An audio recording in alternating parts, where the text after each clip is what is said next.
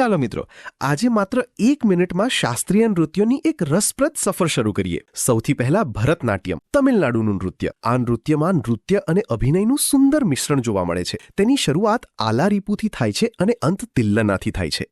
પ્રાચીન સમયમાં મંદિરોમાં દેવદાસીઓ ભગવાનની મૂર્તિ સમક્ષ આ નૃત્ય કરતી, એટલા માટે તેને દાસીઅટ્ટમ પણ કહેવામાં આવે છે. અહીં મૃદંગ અને વંશમ મુખ્ય વાદ્યો છે.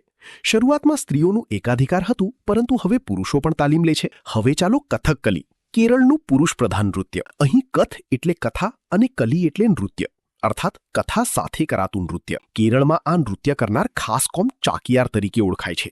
નર્તક પહેલા પોતાના ચહેરા પર ચોખાની લોપરી લગાવે છે, પછી પાત્રના રસ અને ભાવ મુજબ મેકઅપ કરવામાં આવે છે. અહીં ચહેરાના અભિનય અને આંખોના હાવભાવ ખૂબ મહત્વના છે.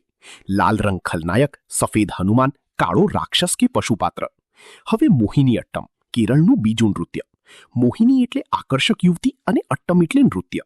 સફેદ સાડી સાથે સોનેરી બોર્ડર અને જાસ્મીન ફૂલોની વેણી તેની ઓળખ છે. ખાસ યાદ રાખો, કેરળ એકમાત્ર રાજ્ય છે જ્યાં 2 શાસ્ત્રીય નૃત્યો છે, કથકકલી અને મોહિની અટ્ટમ.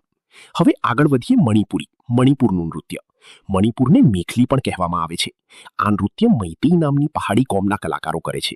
અહીં વેશભૂષામાં લીલો ઘેરદાર ચણિયો કુમીન કહેવાય છે અને કેડે બાંધવાના પટ્ટાને મેખલા કહેવાય છે. તો મિત્રો, આ હતા પહેલા 4. હવે બાકીના 4 માટે પાર્ટ 2 જરૂર જુઓ.